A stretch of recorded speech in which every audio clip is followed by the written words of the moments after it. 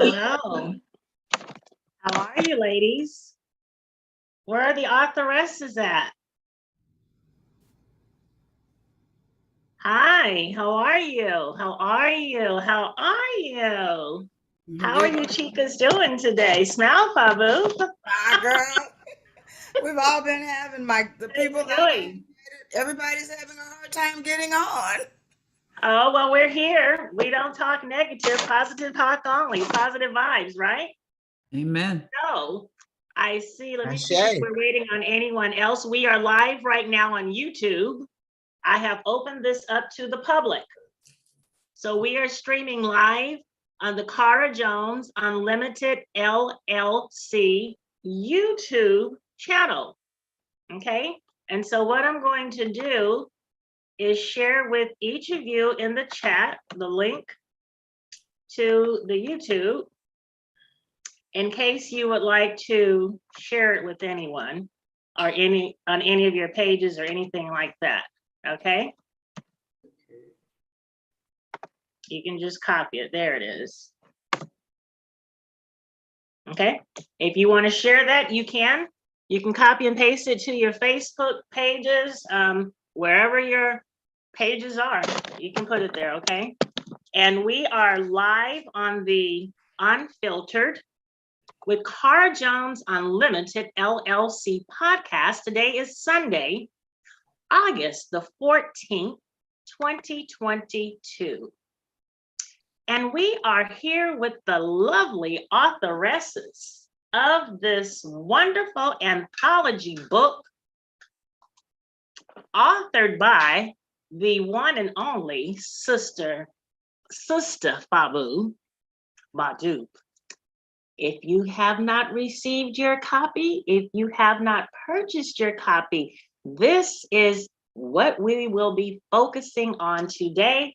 It is the anthology that all of these lovely authoresses have contributed to, including yours truly. It's entitled The Silent Screams of a Woman. How many can relate to that? I am Chandra Perdue. I am the president, founder, and CEO of the Cara Jones Unlimited LLC Performing Arts Company. And we are featuring this interview, Meet the Authoresses, today on the Unfiltered with Cara Jones Unlimited LLC podcast. And I'm going to step out of the way and turn the mic over, pass the mic to the author herself, Sister Fabu. How about the editor? Okay, let me take a real deep woo-sigh breath because, woo, welcome everybody. Yes, welcome. I tell you, this has been one exciting event for me. I'm glad to be here, and I want to welcome everybody who's able to join us on this gathering of authoresses who are here to share with you our silent screams. We're going to share these with you through our virtual book signing of our anthology, The Silent Screams of a Woman. Now, I'm going to ask you to pay close attention and notice that I said silent, SIGH-LENT, not silent. For we all know that a woman's screams are never silent. They just often go unheard. Mm-hmm. Thank you, Cara Jones Unlimited, for providing this platform. I give thanks to the following team. The cosmic energy and creative intelligence in which I live, move, and have my total being. This energy field I call God. I give thanks to my glorious brother, Ifuma Stubbs, who did the beautiful cover design, and our illustrious model, Goddess Alex, who unselfishly gave of herself to this project. It is because of Ifuma and Goddess Alex that we get noticed. And I certainly give thanks to the 13 beautiful sisters who are responsible for the moving content of this anthology, 9 of whom join us today. Now, you may ask, why an anthology of the silent screams of a woman? Why have 14 brave women stepped out to tell their story? Well, I'm glad you asked. Because you see, As I read the quote by Kavita Bird that says, "The feminine energy is rising, and its influence is driving the spiritual transformation of our planet and all its inhabitants." At the time I read that, I was experiencing a very painful transformation. My mother had transitioned, and all that goes with the elevation of a matriarch was happening. In order for my feminine energy to be an influencer and for me to be a part of the spiritual transformation of our planet, I realized that I had to heal from the inside out. I had to let go of the pain. I had to release it to the universe and move forward. Once I began the healing process, Spirit said to me, "There are others who are silently holding up the blood-stained banner, and they need to sigh out loud as well, allowing their sigh to be the beginning of their healing process." Therefore, in obedience, I put out the call. I wrote the vision. I made it plain up on tablets so that those that read it could run with the assignment. And 13 women showed up and released their silent screams in the forms of essays and poetry. These 13 women said, "No more. I am releasing and stepping into my power so that I too can be a part of the spiritual transformation of our planet and all its inhabitants, so that I too can connect with the woman who leads from the front, even though she's lost inside. The woman who cries in the shower so that no one else can see. That sister that lives quietly in anxiety because nobody understands what she could possibly be stressing about. And that sister that smiles all day in public and goes silently into the night. Sisters, we see you. We stand in the gap for you. We are you." Now, in an attempt to keep the podcast to 1 hour, I will not be announcing each authoress, who will share in her own way how she became involved and what it has meant to her. Rather, I will now give the order in which we will proceed and ask that each authoress segue to the next. And it would be only befitting that we would begin this gathering with the CEO of Girl Get Your Mind Right, Michelle Stewart, who will be followed by Sharon Davis, consultant and previous syndicated radio show personality, who will hand off to Joyce Karima Johnson, our photojournalist. I don't see Dr. Shelley McIntosh, but when she comes in, we will add her. She's not here. Suzanne King, social justice advocate in Nebraska, will take on. She will hand off to Sheila Sullivan, founder of Passing Knowledge LLC, who will hand off to Chandra Purdue, CEO of Renew the Mind Counseling Services LLC, as well as CEO of Cara Jones Unlimited. And last but not least, my sister, who starred with me in our movie, Am I My Sister's Keeper? Sister Mama Sonia, edutainer, poet, playwright, actress, and a plethora of other edutainment talents and skills, who, when she's finished, unless Cardinal Monifa has shown up, will turn the podcast back over to our host, Cara Jones Unlimited, for question, answer, and wrap up. So we invite you to sit back, relax, and let's get into the sauce of this podcast. As you lend us your ear, listen until you hear our silent screams. Michelle, you're up. Girl, get your mind right. Well, good afternoon, everyone. My name is Minister Michelle Stewart, and as Sister Fabu said, my ministry is Girl Get Your Mind Right, which is a ministry for women with no and low self-esteem, bound by addiction, and based on Romans 12:2, which Part B states that Be not conformed to this world, but be ye transformed by the renewing of your mind. I'm currently in Houston, Texas. I'm an HR manager, a certified mental health coach, and a minister of the gospel. And I wrote in the Silent Screams of a Woman, From Gluttony to Grace, which is on page 58. And what brought me to be partake in this was because I was 41 years old when I found out who I was, and that came about through the saving power and knowledge of Jesus Christ. I had no identity, no self-esteem, but I knew I was created with special gifts like dance, singing, swimming, and communication. And due to the lack of my identity, I was subject to the lies of this world, credible people in my life who only knew what they knew, and the devil. So I lived a life of destruction, drugs, alcohol, lying, cheating, stealing, manipulating, and self-sabotage. My gluttonous spirit with food mainly led me to my highest level of weight, which at one point I was at 380 pounds. But because I was good at so many things, if you didn't give me what I thought I deserved, I would take it from you. You can be gluttonous in many aspects of your life, and not just food and taking. So what I did was I took what I deserved.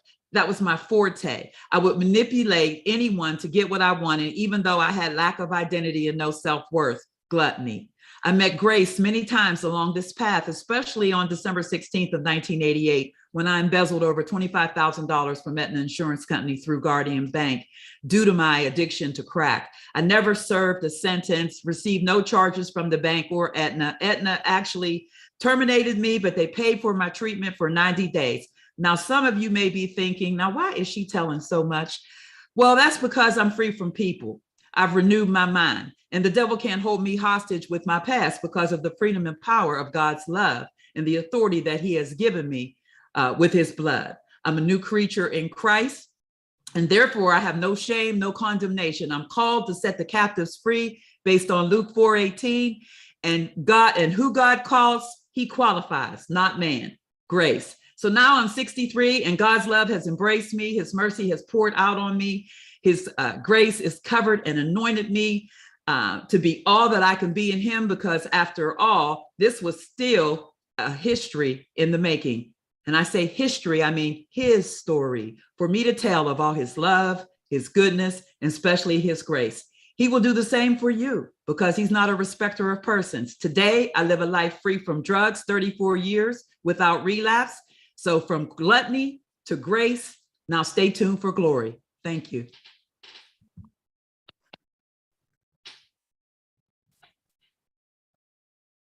Well, I guess I'm next, and that was just wonderful.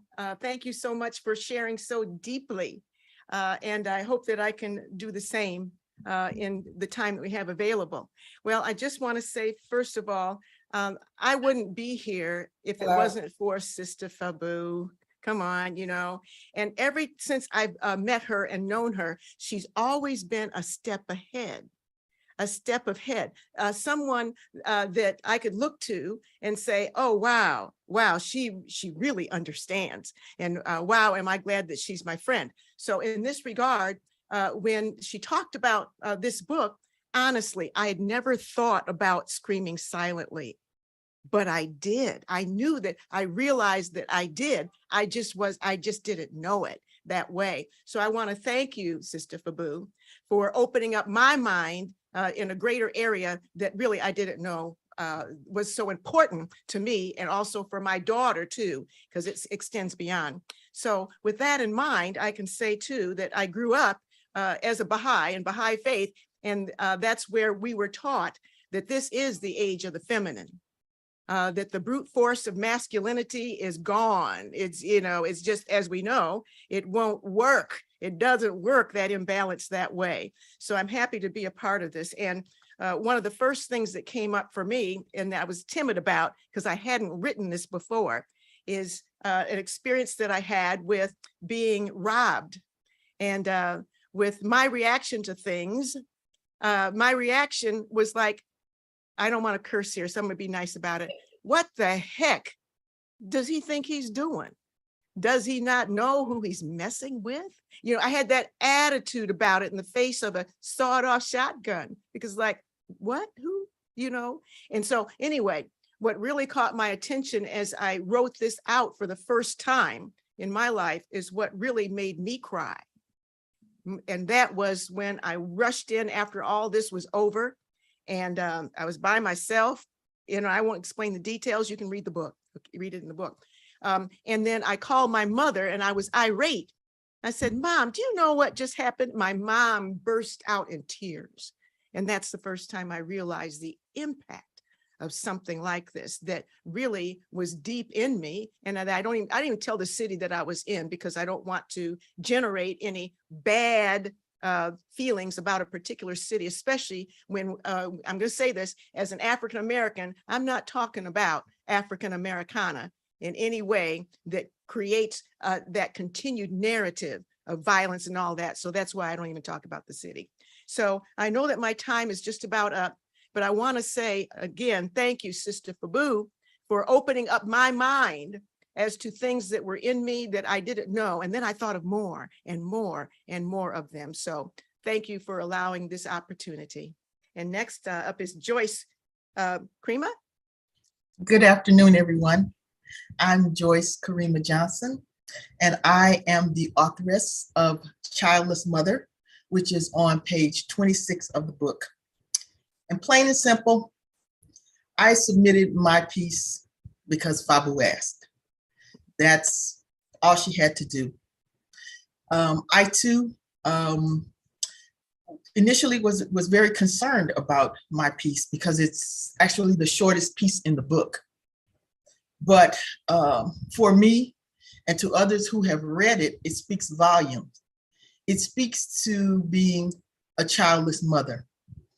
Societal norms teach us that having children, bearing children, giving birth is what validates us as a woman.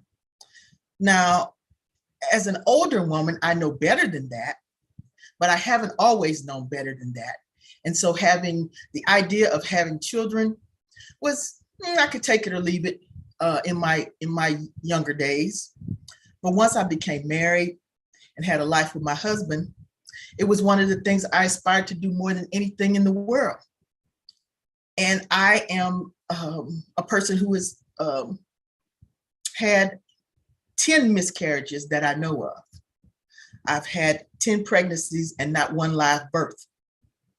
And so that told me that sometimes the universe says no. And how do you respond when the universe says no?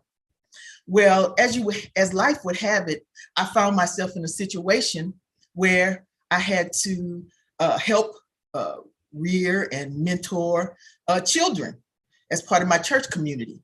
And sometimes that was mentoring and rearing and helping children that I didn't necessarily like, right? But the mission of mentoring was more important than my personal likes or desires. I understood what I was charged with. And so I did what I had to do. And oftentimes people would tell me, oh, you can adopt or you can love children like your own. And I say to that, I can love children and anyone in whatever way I have the capacity to love them. But I can never love children like my own because I don't have children. I am not a biological mother of children. Sometimes the universe says no, and you have to be okay with that. And so I have learned to silently accept that no, move on, and live life to the fullest. And I think that's all I can say right now. And I don't see Dr. McIntosh. Is she here? No, she's not. And so next up is Suzanne. Suzanne? Thank you very much, Karima. This book is very special. I am just so honored to be part of the, can't see myself on here. So I'm so honored to be part of this book, and reading everybody else's stories just greatly moved me. I have written poetry all my life, but I haven't always written it down. I've composed poetry in my mind.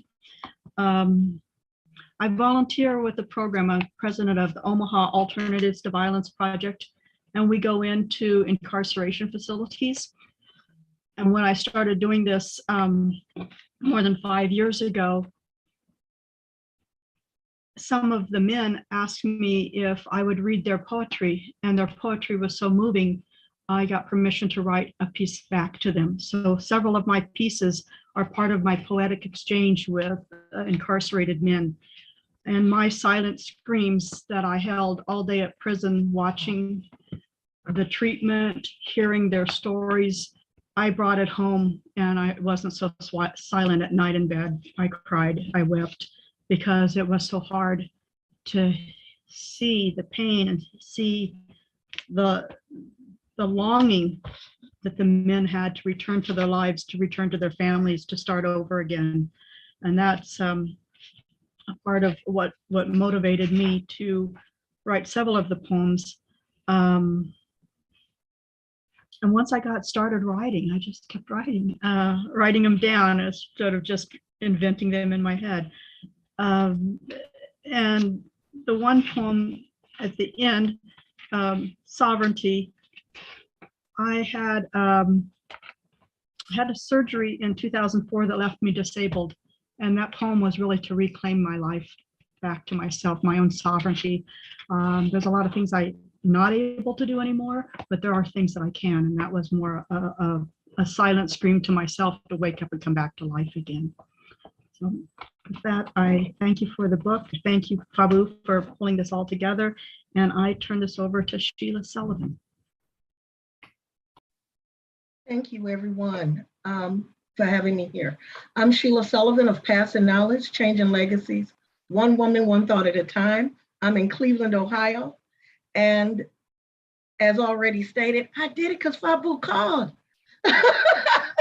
She put out a call, and you know, Fabu, you can't help but answer. I met Fabu when I was in the middle, literally, of my silent scream. I was getting divorced after 25 years. And Fabu drugged me into the world. She drugged me out of the darkness into the light by telling me, yes, I could, when I didn't think I could. And I wrote my first book in Houston called A Woman's Pain. My pages are from 55 to 57. And the silent scream took me back to my childhood. My grandmother came from Beaufort Island. And when I was a child, her and her friends got together for whaling. And she told me there were times when you didn't have enough tears for your pain all by yourself, and that you needed other people to help you to bring it out. And so the last poem that I wrote in this book, on 57, is called Pain Support. And it brought me back to that memory. Because we all have a moment when we're carrying so much hurt that nothing comes out, no matter what we do. But to have someone there to be able to cry with and for you makes all the difference. And as women, we carry the burdens of the world because we see the world and its pain differently than men do.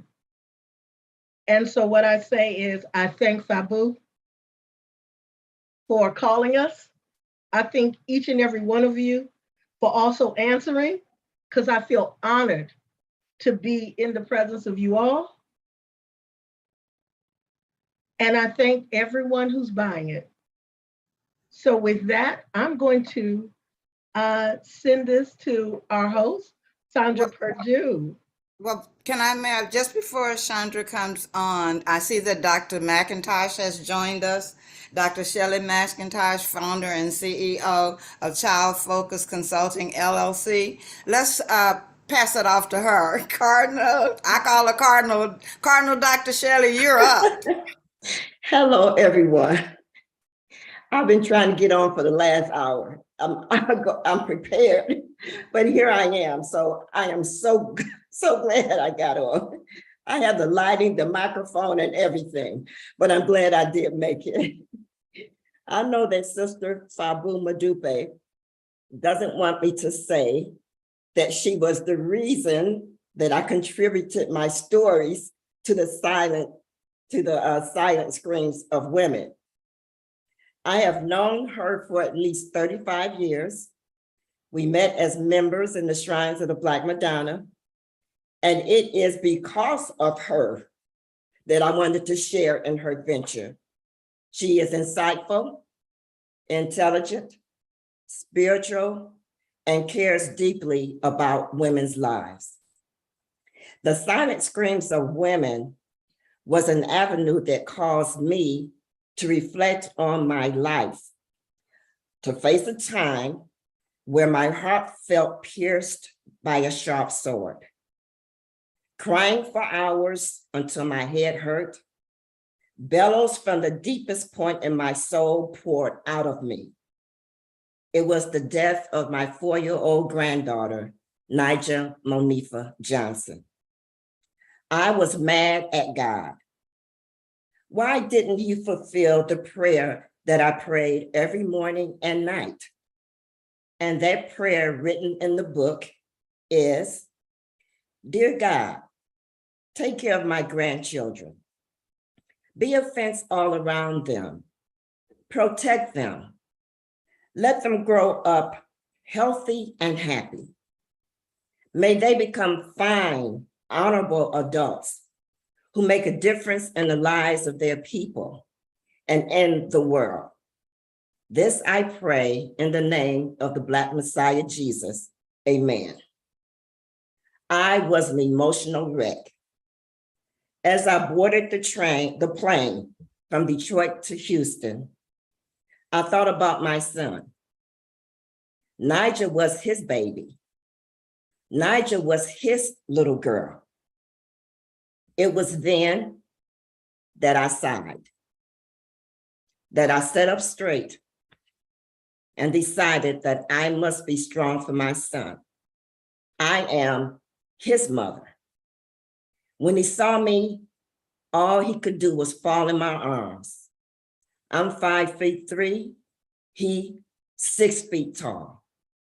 I had to be strong. My silent scream. More of my story is in the book, along with the writing that reflects a collective sigh entitled Beulah Land Academy, God's Promise, Our Vision. Thank you, Sister Fabu, and all the women who shared their stories, because in sharing your stories, our worlds married and we became connected. So thank you, and thank you for all the authoresses here.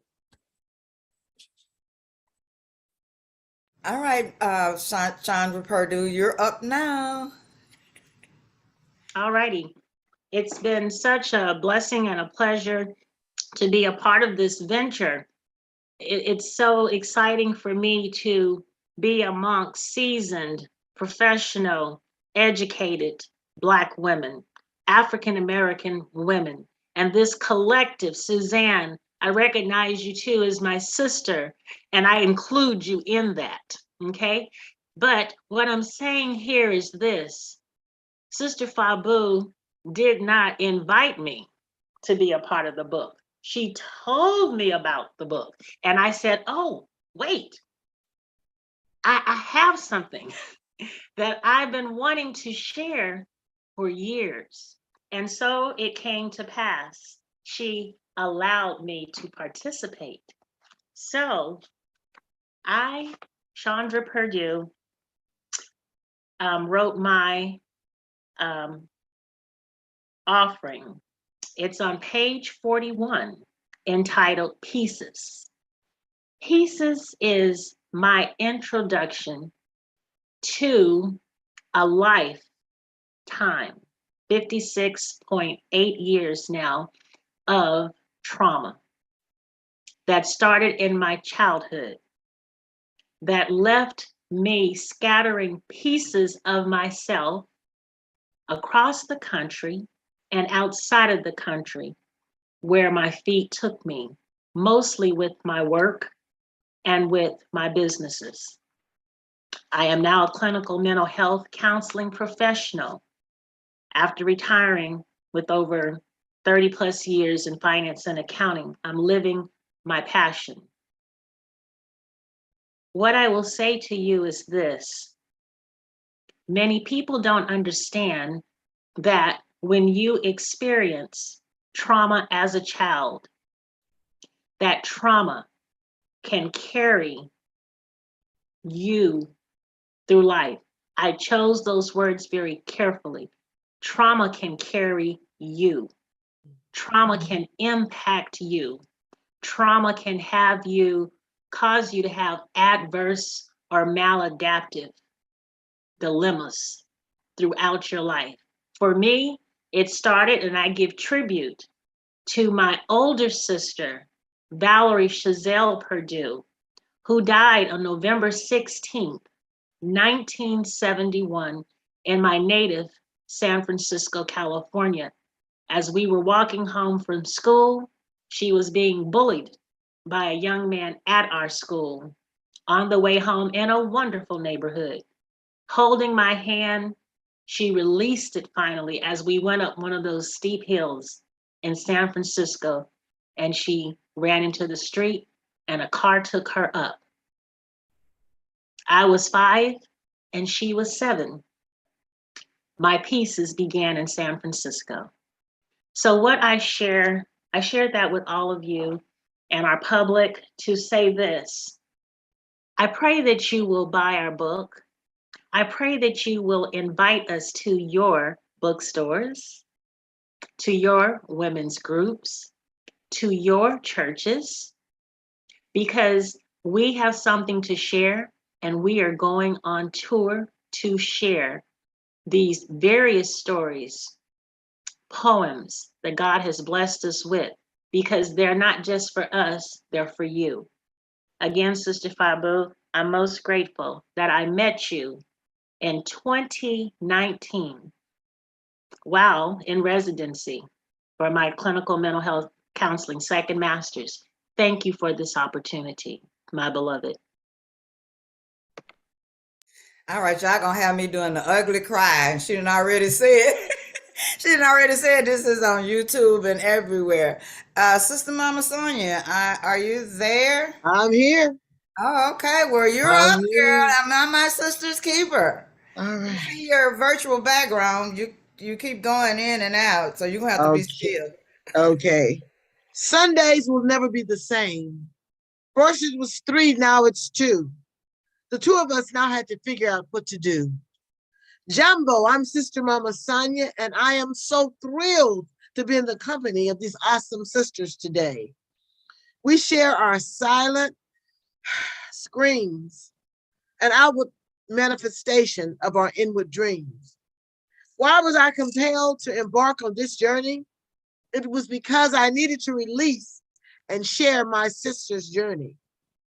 Why was I compelled to embark on this silent scream journey? It was because I needed to sigh-lent screams. I needed them to become audible as I healed. My journey shared the awesome story of me and my 2 sisters who had a 21-year Sunday conversations via phone. This was before Zoom was the mode of travel for everyone.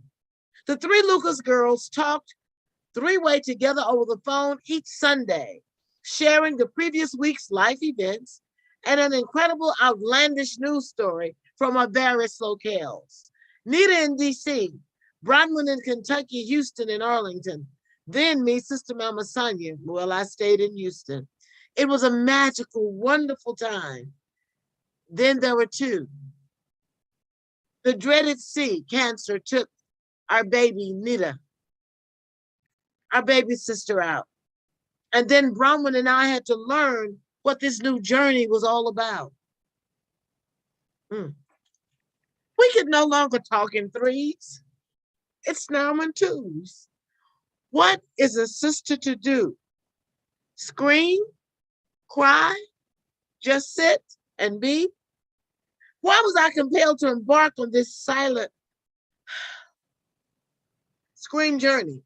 It was because I needed a vehicle to drive my silent screams to loud, boisterous, gut bucket wrenching releases. I wrote about this new journey and shared and cried and shared and cried and shared and cried and shared and cried. Then came the release. In the midst of my tears, I now laugh and smile. And I go back and I read, and the book is called The Sisters Share. Why was I compelled to embark on this journey? Like we all said, it was because of our beautiful sister, Fabu. Yes, we are our sisters' keepers. So when you read my story and everybody else's story in the book, I want sisters all over to feel the Blacktastic, Blacktabulous, Blacknificent, Blacksome release that they can experience as they learn how to tune and put together their silent scream.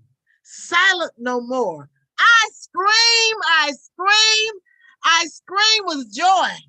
Ashe, Ashe, and Amen.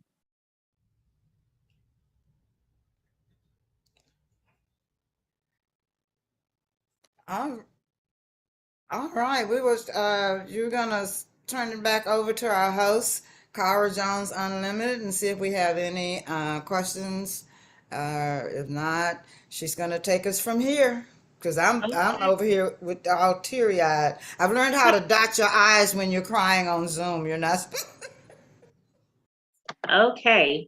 Well, I am looking at YouTube and I don't see anyone in the chat, but there was someone who did come in just a moment ago, and she was on I allowed her into the Zoom, but she's not one of the participants. So anyone who, I sent the link to those persons who purchased tickets. Everyone can view on the Cara Jones Unlimited LLC YouTube channel. Okay. We are at 3:43, you magnificent authoresses. Suzanne didn't even have to use her emoji today, our timekeeper. Everyone was so well versed and concise, and I will remain the same. Again, you have been watching and you will listen on Spotify, on Anchor, on Radio Public, on Google Podcasts, on Apple iTunes, all of the various radio stations that the Unfiltered with Cara Jones Unlimited LLC podcast broadcast on will feature today's interview with the beautiful authoresses who contributed to our book. Isn't the cover beautiful? Our book is entitled The Silent Screams of a Woman. It's an anthology to which everyone you see here, plus more, participated. All the authoresses aren't even here today, but you will be able to meet them going forward. And if you're viewing and you did not have a chance to purchase a ticket to this virtual book signing event, but you would like a copy of our book, you don't have to go on Amazon. You don't have to go on barnesandnoble.com. I want you to email us, okay? You can send an email, and I'm going to give you, Sister Fabu, is it okay to share your email address, or you want me to put mine out there? I'd rather you put yours. I have no problem because I only it's have public. one. Okay. Give them the one you wanted to be. Yes, ma'am. If you would like to purchase a signed copy of this book by your authoress of choice, any of them that you see in the book, you can email Cara, that's C-A-R-A .Jones, Jones .CEO @gmail.com. Again, if you would like to purchase a signed copy of our anthology, please email me, cara.jones.ceo@gmail.com, and I will be happy to help you purchase the book. Actually, what I will do is one better. I will put a new link up on my Cara Jones Unlimited LLC Square Up website so that you can purchase a signed copy of the book that will be shipped to you. Okay? I will put that up. We don't want this to be the end all. And as I stated before, with the permission of Sister Fabu, we're going on tour. So if you would like to invite us to your region, to your city, to your state, to your country, oh, we think big, do so. Send another email to cara.jones.ceo@gmail.com and we will respond accordingly. I turn the mic back over to Sister Fabu, who will close us out, or if any of my fellow authoresses has anything to say, I'll let Sister Fabu manage that as well. Well, Thank you. I'm just going to come on and say again, thank you to my beautiful sisters. I am just overjoyed. I'm really trying to keep from crying because this is a really humbling to be able to call on sisters who are your bridge over troubled waters. It is humbling to know that you can just say, hey, I need you, and the sisterhood gathers around you. That is an awesome feeling. And every woman, everybody really should experience that. But because women and women's issues are most all of our things on this page, I just think it's powerful. So y'all get ready for volume 2. I don't know when it's going to be, but it's out there in the universe. So be ready, everybody, for volume 2. And those of you who have closing remarks, I'm going to leave enough space for you. Go in whatever order the Spirit leads you. You're up. I know somebody got some. I just want to say thank you, all of you beautiful sisters. Just to see you is just awesome. And I don't know what happened to my thingy, but I'm going to keep talking anyway. Thank you. And thank you, Cara, for putting this together. I had to go back and look at the recording of the Zoom. I said, oh my God, I don't know what to do. But you gave such good instructions. And to all of you, Sheila, Michelle, Joyce, Suzanne, Dr. Shelley Manifa, I'm trying to read, Sharon, and of course, Sister Fabu, you all are so beautiful. Thank you so much just for being in my life. I didn't know if I could make it through talking about my baby sister, but thank you for giving me this opportunity. I'm still screaming and it ain't silent. Okay. Anybody else with closing remarks? I have a question and a remark about the cover. I think that you mentioned who the model was for that, but I didn't catch it, and I'm not sure that's in the book. So she's someone local? Because No, she's in Detroit, Michigan.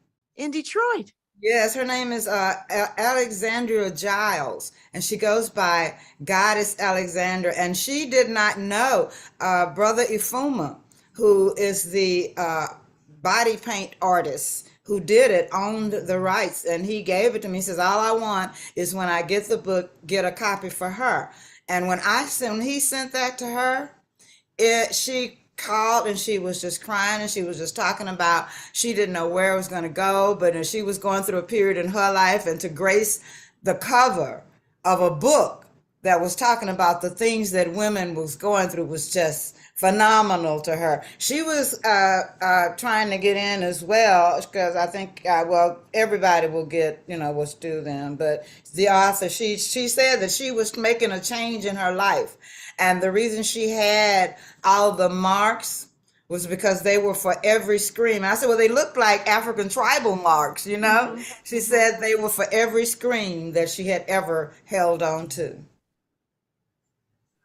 Thank you so much, because these days I didn't know whether it was digital, or so it was actually an artist who Painted her body. body painted. Wow. Wow.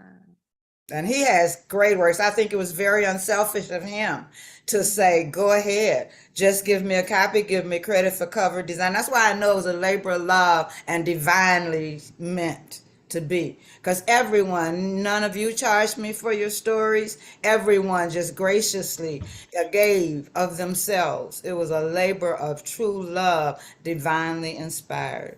Colonel Monifa, I saw that you had something you wanted to say. I just wanted to say thank you again.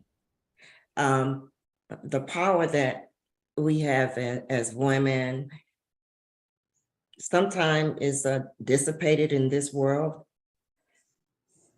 but that power is still there. And to be unleashed, sharing our stories and sharing our worlds help to do that. And so for that, again, I thank you, Fabu, and I'm very appreciative and grateful for the women who shared their stories. As I read the book, I cried. As I read other people's stories, I connected with their feelings. And for them to be so honest, Karima, Suzanne, to be so honest, we're not in this alone. And so that book, your book, Sister Fabu, that book helps us. And so that power to me is being unleashed now. So I'm grateful. Thank you. Michelle, I really want you to have something to say because of your magnificent story. And it was, the title of yours is Girl, Get Your Mind Right. How did you come up with that? Girl, get your mind right. Well, first of all, thank you, Sister Fabu, and all the ladies for your contributions. I actually didn't come up with that. I was riding down the feeder road of the Sam Houston Tollway 20 years ago, and the Holy Spirit spoke to me. I was listening to a radio podcast, and I kept revisiting these tapes in my head that kept replaying over and over again of things from my past. And he said, "Girl, get your mind right." And I said, "Oh."